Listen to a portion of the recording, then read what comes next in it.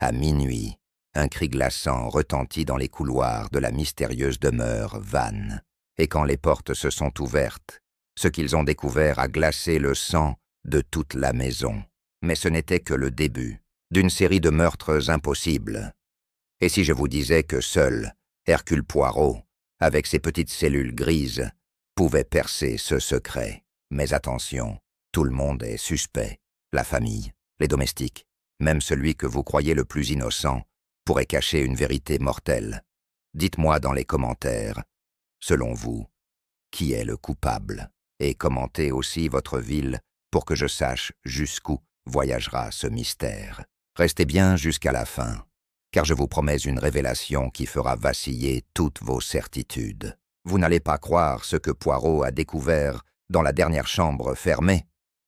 Un silence presque religieux régnait sur la vaste demeure Vane, perdue au cœur de la campagne anglaise. La pluie battait les vitres comme des doigts impatients, et le vent faisait gémir les lourdes portes de bois. Les horloges marquaient minuit, lorsqu'un cri déchirant fendit l'obscurité. Les domestiques, surpris dans leur sommeil, se précipitèrent hors de leur chambre. Les chandeliers tremblants éclairaient des visages pâles, figés dans la peur. Tous cherchaient d'où provenait ce hurlement. Était-ce un cauchemar? Non, c'était bien réel. Au premier étage, la porte de la chambre de Lady Margaret, l'héritière de la fortune Vane, s'ouvrait à la volée. Une silhouette vacillante se tenait sur le seuil, les yeux grands ouverts d'horreur. Puis elle s'effondra sans un mot, laissant derrière elle une mare rouge qui s'élargissait lentement. Un murmure parcourut les couloirs. Meurtre.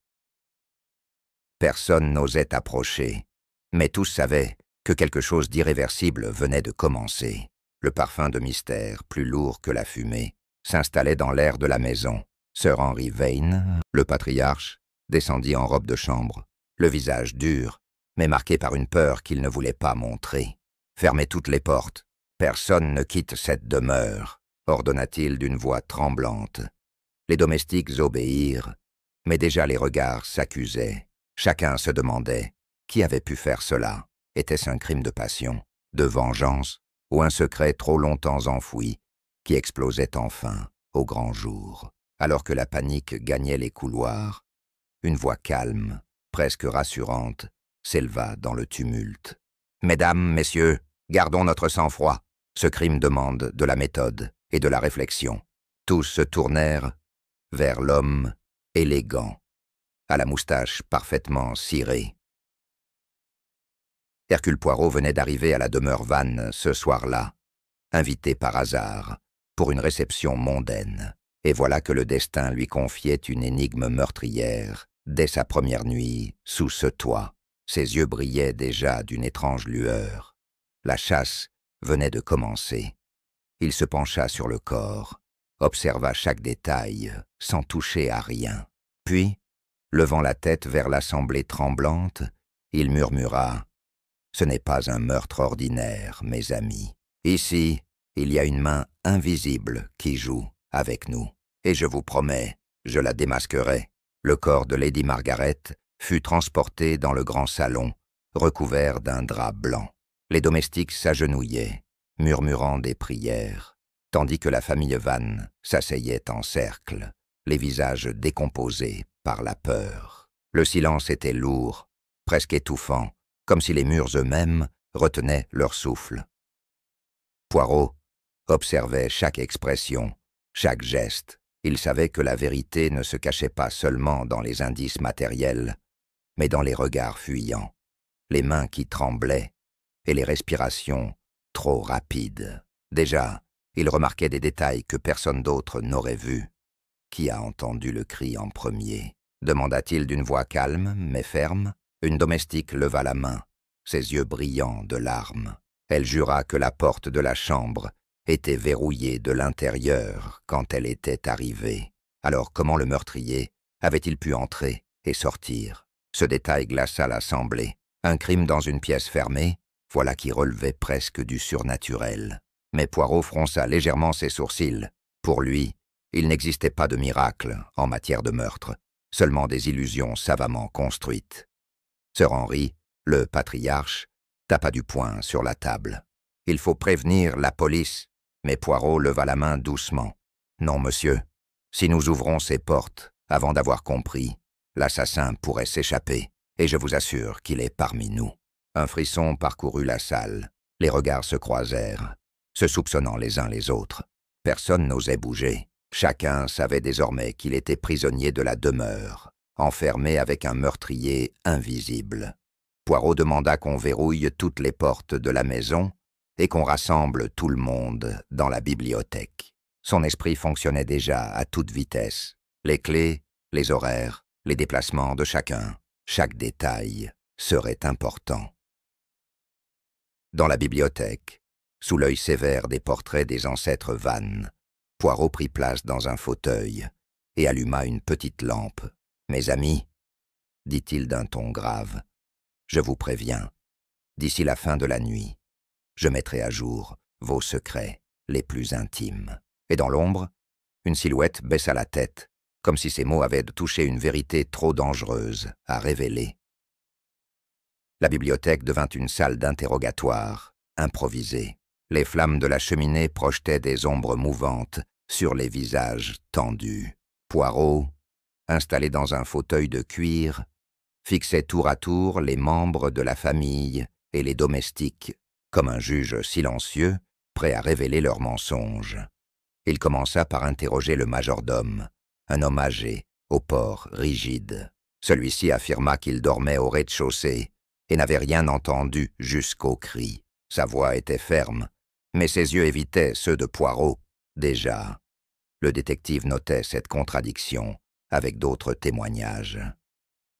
La cuisinière, tremblante, déclara avoir vu une silhouette descendre précipitamment l'escalier quelques instants après le hurlement.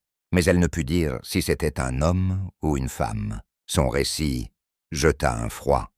Si la porte de la chambre était verrouillée, comment expliquer cette fuite? Vint ensuite le tour de Sir Henry Vane. Le patriarche, d'une voix tremblante, affirma qu'il lisait encore dans son bureau quand le drame éclata. Mais Poirot remarqua une tache sombre sur la manche de sa robe de chambre. Était-ce de l'encre ou autre chose?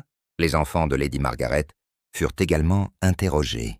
L'aîné, Richard, semblait glacé d'indifférence, presque impatient que tout cela se termine. La plus jeune, Alice, éclata en sanglots en répétant que sa mère avait des ennemis invisibles. Poirot nota tout sans émettre le moindre jugement. Chaque témoin ajoutait un nouveau fragment à une mosaïque confuse. Mais plus les récits s'empilaient, plus les contradictions se multipliaient. Personne ne disait exactement la même chose. C'était comme si chacun cherchait à dissimuler une vérité trop lourde. Poirot se leva soudain et fit les 100 pas devant l'assemblée. « Ce meurtre est une énigme, dit-il, mais croyez-moi, les mensonges finissent toujours par s'écrouler. Et ce soir, certains parmi vous ont menti. » Un silence oppressant suivit ces paroles. On entendait seulement le crépitement du feu. Des regards s'évitèrent, des mains se crispèrent. La peur avait changé de camp. Désormais, ce n'était plus le meurtrier qui terrifiait, mais la certitude que Poirot voyait à travers eux. Et dans le fond de la pièce, un léger sourire apparut sur les lèvres d'un invité resté discret jusqu'alors, comme si ce jeu de mensonges et de vérité n'était pour lui qu'un spectacle savoureux. Poirot demanda qu'on l'emmène dans la chambre où le crime avait eu lieu. Les couloirs sombres résonnaient sous leurs pas, comme si la demeure entière retenait son souffle. Arrivé devant la porte, il observa longuement la serrure avant d'ordonner qu'on l'ouvre avec précaution à l'intérieur. La pièce semblait intacte, le lit défait, la fenêtre entr'ouverte laissant entrer le souffle humide de la nuit, et sur le tapis, une traînée sombre à peine visible sous la lueur des chandeliers. Tout donnait l'impression d'un décor figé, comme si la chambre elle-même était devenue témoin muet du drame. Poirot s'agenouilla devant la serrure. Elle ne montrait aucune trace d'effraction. Fermée de l'intérieur, et pourtant, le meurtrier est entré et sorti, murmura-t-il. Ses yeux brillaient d'une curiosité presque enfantine. Voilà le genre d'énigme qu'il affectionnait le plus.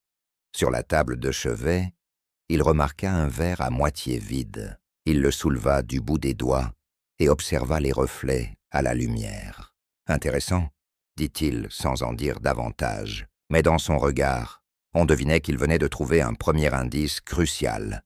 Les domestiques, massés à l'entrée, se signaient en voyant le drap blanc encore taché. Certains chuchotaient que la chambre était maudite, qu'aucun esprit humain n'aurait pu commettre un tel acte.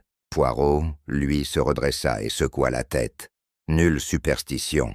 Ici, il n'y a qu'un esprit, mais diaboliquement rationnel. Il s'approcha de la fenêtre. Le loquet semblait intact, mais une légère trace de boue marquait le rebord, comme si quelqu'un avait tenté de passer par là. Mais alors pourquoi la serrure était-elle également verrouillée? Ce double mystère le fascinait. Poirot prit ensuite le temps d'examiner chaque objet. Une brosse à cheveux, une lettre déchirée dans la corbeille, un collier brisé sur le sol. Chaque détail est une voix qui parle, pensa-t-il, mais il fallait écouter ces voix avec patience et méthode. Avant de quitter la pièce, il se tourna vers Sir Henry et la famille rassemblés dans le couloir. « Cette chambre n'est pas seulement le lieu d'un meurtre, » dit-il gravement. « C'est une mise en scène, et celui qui l'a créée voulait nous tromper. » Un murmure parcourut l'assemblée, et dans le silence qui suivit, une certitude glaçante s'imposa à tous. Le meurtrier n'avait pas seulement tué, il avait voulu défier. La famille Vane s'était regroupée dans le grand salon, mais l'atmosphère n'avait rien d'une réunion familiale. Les visages tendus, les voix basses, chaque mot semblait peser lourd de sous-entendus. Poirot, assis légèrement en retrait, observait en silence, ses yeux suivant chaque micro-expression. Sir Henry, le patriarche, tenta de reprendre le contrôle. « Ce drame est une tragédie, mais nous devons garder notre dignité. » Ces mots sonnaient creux. Personne n'y croyait vraiment, car chacun savait que la mort de Lady Margaret ravivait d'anciennes rancunes, jamais effacées. Poirot demanda calmement « Dites-moi, Lady Margaret avait-elle des ennemis ?» Un silence gêné s'installa. Puis Richard, l'aîné des enfants, répondit avec froideur « Ma mère savait se faire détester. » Les domestiques baissèrent la tête, comme si ces paroles révélaient une vérité interdite. Alice, la plus jeune, s'écria en sanglots. « Ce n'est pas vrai. Elle était dure, mais elle voulait protéger la famille. » Ses larmes déclenchèrent un tumulte. Certains approuvaient Richard, d'autres défendaient Alice. La salle se transforma en champ de bataille verbal. Poirot leva la main, et le silence retomba. « Une victime n'est jamais seulement une victime, » dit-il d'un ton grave. « Elle est aussi une clé. Comprendre qui elle était, c'est comprendre pourquoi elle a été tuée. » Ces mots glacèrent l'assemblée. Il interrogea ensuite le majordome sur le passé de la maison. L'homme hésita, puis confessa que depuis des années, la demeure Vane était le théâtre de querelles d'héritage et de secrets enfouis. Lady Margaret avait souvent menacé de modifier son testament, ce qui pouvait faire de chacun un suspect potentiel. Poirot, les doigts croisés, répéta doucement « Voilà donc le mobile, l'argent, le pouvoir, l'héritage, mais je me méfie des évidences. Elles sont souvent des pièges. » Ses yeux brillèrent, d'une malice glacée, comme s'il savourait le défi. Une vieille tante, jusque-là silencieuse, prit enfin la parole d'une voix cassée. « Vous ne comprenez pas, ce n'est pas seulement une question d'héritage. Margaret avait découvert quelque chose, et c'est pour cela qu'on l'a fait taire. » Poirot se redressa, son regard soudain perçant. « Ah, madame, » dit-il avec un sourire énigmatique. « Voilà un mot bien dangereux, découvrir. » Et dans ce silence tendu, chacun sentit que les ombres du passé venaient de s'inviter à la table, prêtes à dévorer le présent. Poirot retourna discrètement dans la chambre de Lady Margaret. Son regard s'attarda de nouveau sur la corbeille à papier où reposaient les fragments d'une lettre déchirée. Il s'assit à une petite table et, avec une patience minutieuse, commença à recoller les morceaux comme un puzzle fragile. Les mots apparurent peu à peu. Secret, Traessen. Ne jamais pardonner, ce soir. Poirot fronça les sourcils. Ce n'était pas une simple correspondance familiale. C'était une menace. Un avertissement écrit de la main de quelqu'un qui connaissait intimement Lady Margaret.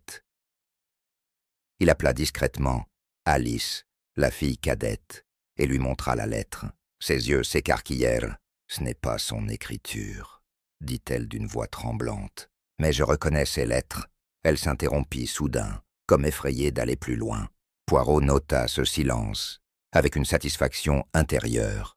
Pendant ce temps, dans le salon, la tension montait, entre Richard et Sir Henry. L'un accusait son père de dissimuler la vérité, l'autre traitait son fils d'ingrat et de menteur. Leur voix résonnait dans toute la maison, ajoutant à l'atmosphère déjà étouffante. Poirot entra, tenant la lettre recomposée. « Mes amis, » annonça-t-il, Lady Margaret avait rendez-vous avec quelqu'un la nuit de sa mort, quelqu'un qui lui écrivait avec colère, et je vous assure que cette personne est ici, parmi vous. Un silence choqué suivit. Tous détournèrent le regard, redoutant d'être soupçonnés. Le majordome s'essuya le front, la cuisinière serra son chapelet, et Richard éclata d'un rire forcé. « Encore un de vos jeux, monsieur Poirot ?» Mais son rire sonnait faux. Poirot sourit légèrement. « Les lettres ne mentent pas, monsieur Richard, mais les hommes, eux, mentent souvent. » Sa moustache frémit, tandis qu'il replia soigneusement la preuve. Il demanda que chacun lui apporte immédiatement tous les écrits, journaux intimes ou correspondances récentes. Les domestiques s'agitèrent. Les membres de la famille protestèrent, mais Poirot resta inflexible. Le meurtrier a laissé des traces, et ces traces se trouvent dans vos propres mots. Dans un coin, la vieille tante observait la scène avec un regard inquiet. Elle semblait savoir quelque chose, mais se taisait.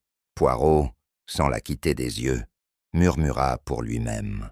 Les secrets les plus lourds ne sont pas écrits sur le papier. Ils brûlent dans les silences. La nuit avançait, et pourtant personne ne songeait à dormir. La demeure Vane semblait transformée en prison. Dans la bibliothèque, Poirot se leva et se dirigea lentement vers les immenses portraits des ancêtres accrochés au mur. Leurs regards peints semblaient à suivre chaque mouvement, comme des témoins silencieux d'un drame qui se répétait à travers les générations. « Les maisons gardent des souvenirs, » dit Poirot d'un ton grave, « et parfois, ces souvenirs sont plus vivants que ceux des hommes. » Sa voix résonna étrangement, comme si elle réveillait une mémoire enfouie. Tous se tournèrent vers lui, inquiets de ce qu'il allait révéler. Il montra du doigt un portrait ancien, un ancêtre Vannes, réputé cruel, qui avait jadis déshérité une branche entière de la famille. « Le passé a toujours des échos, » expliqua Poirot. « Ce meurtre n'est pas seulement un acte isolé, c'est une revanche, une dette qui se paie dans le sang. » Sir Henry pâlit et détourna le regard. Richard serra les poings, comme s'il connaissait déjà cette histoire, mais refusait de l'entendre à voix haute. Les domestiques, eux, baissèrent la tête. Ils avaient entendu 1000 rumeurs sur les Vannes et leurs secrets inavoués. Poirot reprit sa marche et s'arrêta devant un autre tableau, celui de Lady Margaret, jeune mariée. Son visage peint souriait, mais ses yeux semblaient déjà lourds de tristesse. « Regardez, » dit Poirot, « ce n'est pas le sourire d'une femme heureuse. Elle portait déjà un fardeau, et quelqu'un l'a rappelé à elle, avant de la tuer. » Un murmure parcourut la salle. Alice éclata de nouveau en larmes, jurant que sa mère avait souffert toute sa vie. Richard, excédé, claqua la main sur la table. « Assez. Vous voulez transformer cette maison en tribunal ?» Poirot lui répondit calmement. « Non, monsieur. En vérité. » Soudain, la vieille tante prit la parole, d'une voix faible, mais claire. « Votre mère savait un secret sur votre père, et ce secret l'a condamné. » Ses mots tombèrent comme un couperet. Sir Henry bondit de son siège, le visage rouge de colère. « Taisez-vous, vieille folle !» cria-t-il. Poirot leva la main, imposant le silence. Son regard perçant se fixa sur Sir Henry. « Voilà donc une piste, » dit-il doucement. « Le passé, les rancunes, les secrets, tout mène à cette maison. Et vous, monsieur, vous êtes au centre de ce cercle. » L'assemblée tremblait, les portraits, immobiles, semblait observer ce théâtre macabre, et Poirot, en silence, savait que l'histoire ne faisait que commencer. Dans la grande salle à manger, Poirot fit réunir toute la famille et les domestiques. Les chandeliers diffusaient une lumière vacillante qui accentuait les ombres sur les visages. « Mes amis, dit-il d'une voix ferme, il est temps de vérifier vos alibis, car la vérité se cache dans vos propres contradictions. » Il commença par interroger Richard, l'aîné. Celui-ci soutint avoir été dans sa chambre à lire lorsque le cri retentit. Mais Poirot avait déjà noté que son livre était posé, ouvert, à la première page, sans aucune trace d'usure. Étrange façon de lire, fit-il remarquer. Richard rougit, mais ne répondit rien. Puis ce fut au tour de Sir Henry. Il maintint qu'il écrivait dans son bureau. Pourtant, Poirot présenta la tache sombre trouvée sur sa manche. De l'encre, dites-vous? Pourtant, aucune plume n'a été utilisée ce soir-là dans ce bureau. La phrase résonna comme un coup de tonnerre. Alice, tremblante, déclara qu'elle dormait profondément. Mais la cuisinière intervint timidement. « Mademoiselle Alice, je vous ai vu descendre dans le couloir, juste avant le cri. » La jeune fille éclata en sanglots et se réfugia contre un fauteuil, incapable de se défendre. Poirot se tourna ensuite vers le majordome. Sa voix grave affirma qu'il n'avait rien entendu. Pourtant, 2 domestiques confirmèrent l'avoir vu près de l'escalier. « Pourquoi ce mensonge ?» demanda Poirot. Le vieil homme baissa la tête, incapable de soutenir son regard. Chaque alibi se fissurait, comme un miroir brisé. Les certitudes s'effondraient une à une. Tous avaient quelque chose à cacher. Tous étaient devenus des suspects plausibles. Poirot, immobile, laissa planer un silence lourd. Puis il déclara d'un ton tranchant. « Dans cette maison, personne n'est innocent. Chacun d'entre vous a menti, mais il n'y a qu'un seul meurtrier. Et je le démasquerai. » Les murmures se multiplièrent. La peur s'empara de l'assemblée. Les regards s'accusaient. Les mains tremblaient. On ne savait plus si l'on devait redouter Poirot ou celui qui avait déjà frappé une première fois. Et dans un coin obscur de la pièce, une silhouette restait parfaitement immobile, son sourire à peine perceptible, comme si l'idée même d'être soupçonné ne l'effrayait pas, mais l'amusait. La nuit s'épaississait, le tonnerre grondait au-dessus de la demeure Vane, comme un écho des tensions qui régnaient à l'intérieur. Alors que chacun retournait à ses quartiers sous l'œil vigilant de Poirot, un nouveau hurlement retentit soudain, plus aigu, plus désespéré que le premier. Les domestiques et les héritiers se précipitèrent dans les couloirs, terrifiés. Cette fois, le cri provenait de l'aile ouest, une partie de la maison presque toujours fermée. Les chandeliers tremblaient entre les mains de ceux qui couraient, projetant des ombres spectrales sur les murs. On découvrit la vieille tante effondrée au pied d'un escalier étroit. Elle respirait encore, mais son visage était livide et sa main serrait une petite clé en argent. Elle tenta de parler, mais ses lèvres ne laissèrent échapper qu'un souffle incompréhensible avant qu'elle ne perde connaissance. Alice, paniquée, s'agenouilla auprès d'elle, en pleurant. Richard, lui, fixait la scène avec une étrange froideur, comme si cela confirmait ses propres soupçons. Sir Henry serra les poings, le regard sombre, mais resta silencieux. Poirot s'approcha calmement, s'agenouilla et observa la clé. Elle portait des initiales gravées, M.V. Margaret Vane, une pièce verrouillée, une clé secrète, et peut-être la réponse à l'énigme du meurtre. Cette clé ouvre une porte que l'on a voulu cacher, déclara Poirot en se relevant.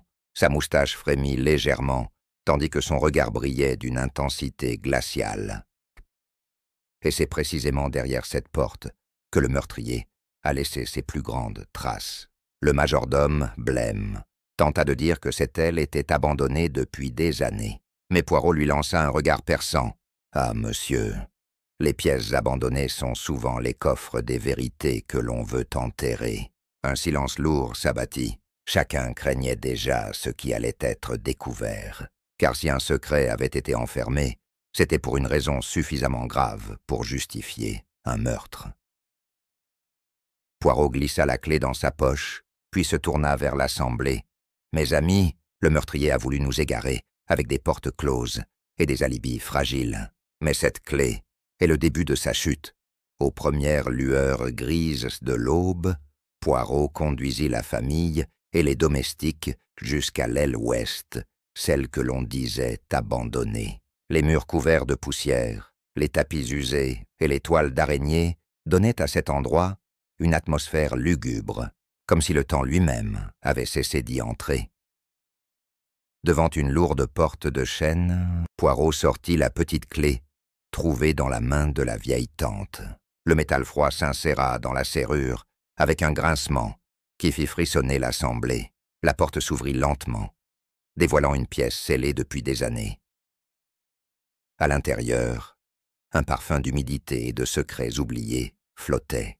Sur les murs, des portraits couverts de draps et au centre, un bureau massif. Dessus, des piles de papier jaunis, des lettres anciennes et un coffret fermé. Poirot s'approcha aussitôt. Il ouvrit délicatement le coffret. À l'intérieur, il trouva une série de lettres soigneusement rangées, toutes adressées à Lady Margaret. Certaines portaient la signature de Sir Henry, d'autres un simple H. Qui était ce mystérieux correspondant? Poirot lut rapidement quelques lignes et fronça les sourcils. Les mots parlaient d'amour interdit, de trahison et d'une vengeance jurée. « Voilà, » dit-il d'une voix grave, « le véritable mobile. Lady Margaret détenait un secret, capable de briser l'honneur d'Evane. » Alice poussa un cri étouffé et Richard détourna le regard. Sir Henry, blême, avança d'un pas menaçant vers Poirot. « Vous n'avez pas le droit. Ces lettres sont privées. » Mais Poirot resta imperturbable. « Non, monsieur. Elles sont désormais des preuves. » Dans un coin de la pièce, le majordome s'effondra sur une chaise. Son visage exprimait un mélange de peur et de résignation. Poirot le fixa longuement. « Vous saviez, n'est-ce pas? Voilà pourquoi vous avez menti hier soir. » L'homme baissa la tête sans répondre.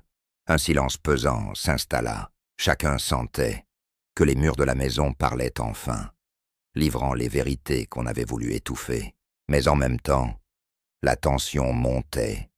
Si les secrets étaient découverts, le meurtrier n'aurait plus rien à perdre.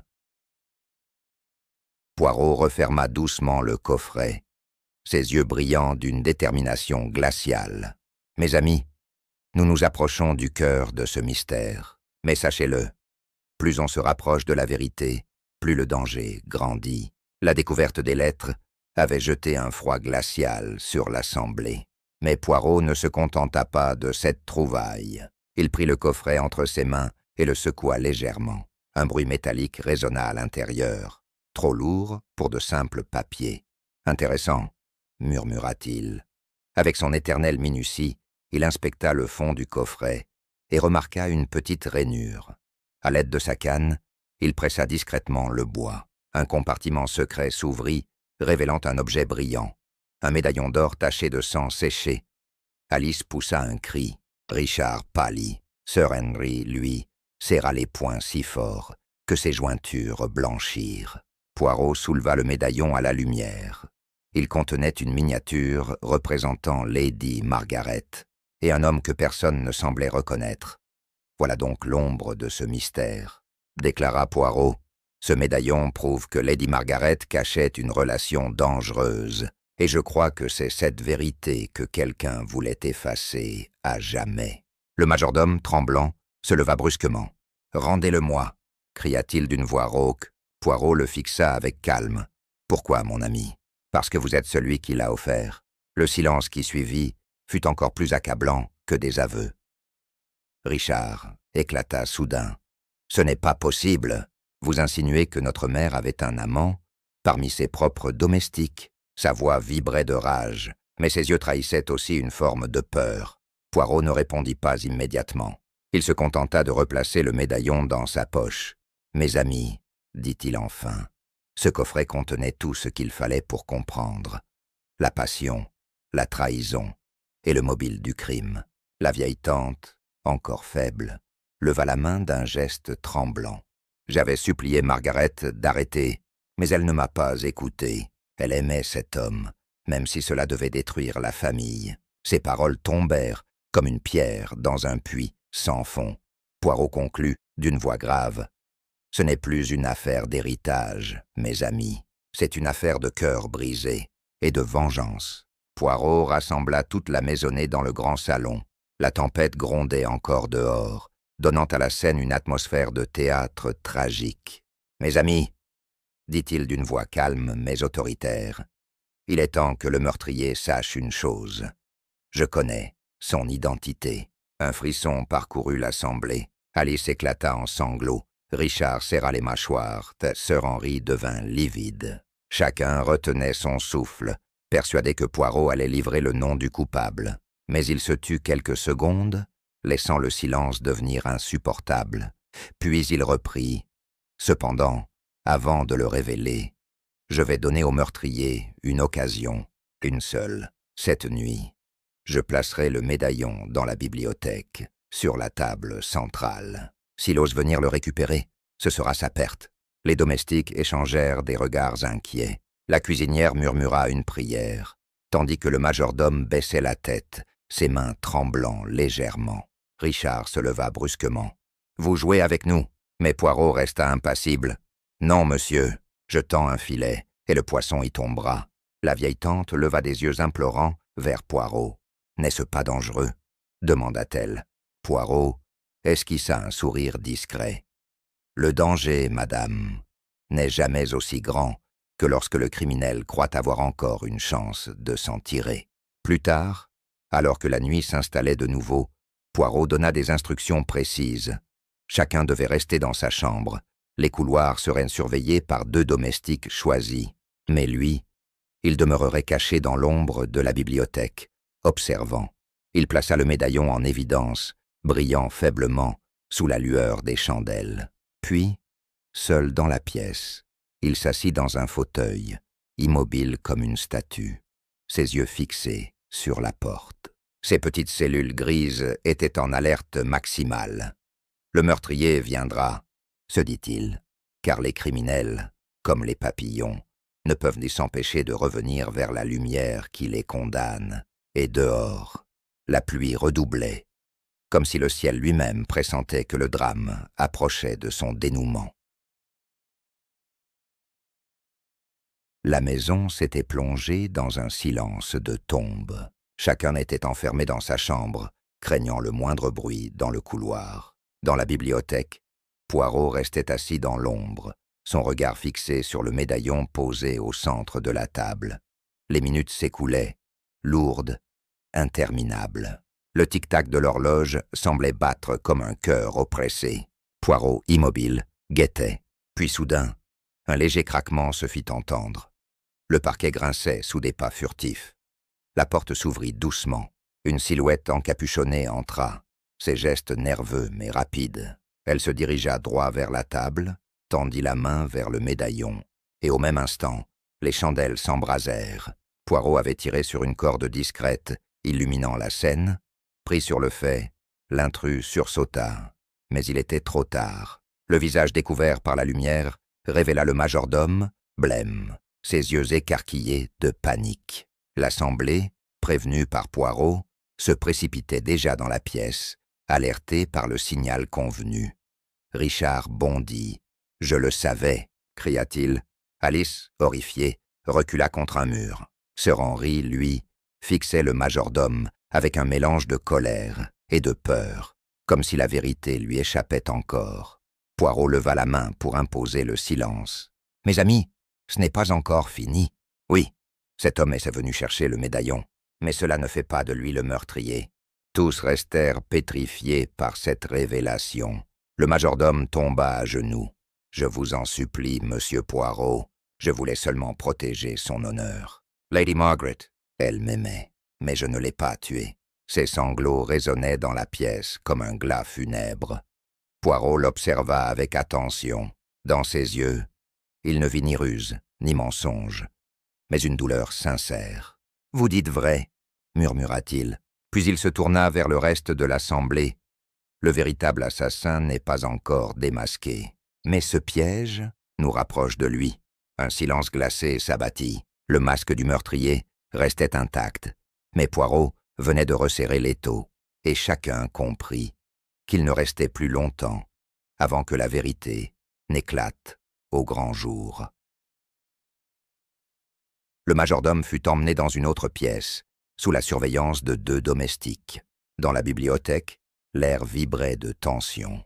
Tous attendaient que Poirot parle, car chacun sentait qu'il avait enfin réuni les pièces du puzzle. Le détective se leva lentement, ses mains jointes derrière le dos. « Mes amis, dit-il, permettez-moi de remettre de l'ordre dans ce chaos. Lady Margaret n'a pas été tuée par hasard. Chaque détail de cette scène a été soigneusement orchestré. » Il rappela la chambre verrouillée de l'intérieur, la clé retrouvée dans la main de la tante, le médaillon ensanglanté et les lettres d'amour découvertes dans le coffret. Chaque indice, isolé, semble pointer vers des coupables différents.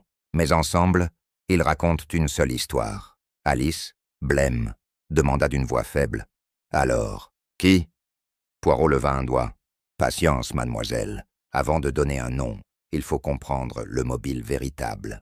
Ce n'était pas seulement l'héritage, ni la passion interdite. C'était la peur d'un secret révélé. » Il fixa Sir Henry, qui détourna les yeux. « Oui, monsieur.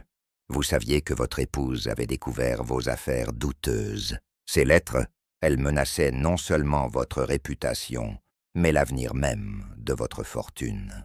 Voilà pourquoi elles devaient être réduites au silence. » Un cri d'indignation jaillit de Richard. « Vous accusez mon père ?»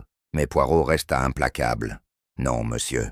Votre père a menti, oui, mais il n'a pas tué, car au moment du crime, une autre main agissait déjà, une main plus jeune, plus impatiente. » Il se tourna brusquement vers Richard. « Vous avez vu dans ces lettres non seulement la preuve de la trahison de votre mère, mais aussi la menace d'être déshérité. Vous saviez qu'elle voulait modifier son testament. Alors, dans votre rage, vous l'avez frappée. » Richard recula, livide. « C'est faux !»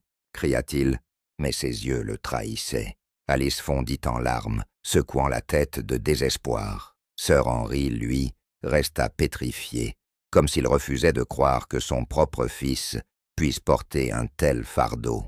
Poirot conclut d'une voix glaciale. « Les indices sont clairs. Le verre empoisonné, la serrure truquée, la mise en scène. Tout cela ne pouvait être l'œuvre que d'un esprit pressé et arrogant. Monsieur Richard Vane, vous êtes le meurtrier. » Un silence écrasant tomba sur la pièce. Les yeux de Richard brillaient d'une lueur sauvage, oscillant entre la colère et la panique. « Vous n'avez aucune preuve tangible » hurla-t-il. Mais Poirot resta calme, son regard fixé sur lui comme une lame d'acier. « Au contraire, monsieur, » dit Poirot doucement, « la preuve est dans vos propres gestes. Vous avez affirmé lire au moment du meurtre, mais le livre sur votre table était intact. Vous avez prétendu ne pas quitter votre chambre, mais la cuisinière vous a vu dans le couloir. Et surtout, » Poirot sortit le médaillon ensanglanté, « c'est votre empreinte que j'ai trouvée sur le fermoir. » Richard blêmit, ses lèvres s'ouvrirent, comme pour protester. Mais aucun mot n'en sortit. Ses épaules s'affaissèrent soudain, et un rire amer échappa de sa gorge. « Alors oui, c'est moi. Elle voulait me priver de tout, au nom d'un amour honteux. Je n'ai fait que défendre ce qui m'appartenait. » Alice éclata en sanglots, se jetant sur son frère. « Comment as-tu pu? C'était notre mère. » Richard la repoussa violemment, ses yeux désormais fous. Sir Henry, effondré, s'appuya lourdement sur un fauteuil, incapable de soutenir ce spectacle. Poirot fit un signe discret. 2 domestiques s'approchèrent et maîtrisèrent Richard, qui se débattit en vain. Ses cris résonnaient, comme ceux d'un animal acculé. « Vous croyez m'avoir vaincu, Poirot, mais la famille Vane est déjà morte depuis longtemps. » Le détective secoua lentement la tête. « Non, monsieur, ce n'est pas la famille qui est morte. C'est seulement votre âme, corrompue par la cupidité et la peur. » Ces mots tombèrent, comme un jugement définitif. La vieille tante, les yeux pleins de larmes, prit la main d'Alice. « Ma chère enfant, il te reste au moins la vérité. Elle est cruelle, mais elle libère. » Alice, tremblante, hocha la tête sans parvenir à parler. La tempête s'apaisait dehors. Les premiers rayons pâles du matin traversaient les vitres, éclairant la scène comme pour annoncer la fin du cauchemar. Le corps de Lady Margaret reposait désormais en paix, et son meurtrier avait été dévoilé. Poirot, se redressant avec dignité, murmura la phrase qui scella cette nuit d'horreur. « Mes amis, il n'y a pas de crime parfait. Il n'y a que des esprits qui croient pouvoir tromper la vérité. Mais la vérité, tôt ou tard, trouve toujours son chemin. »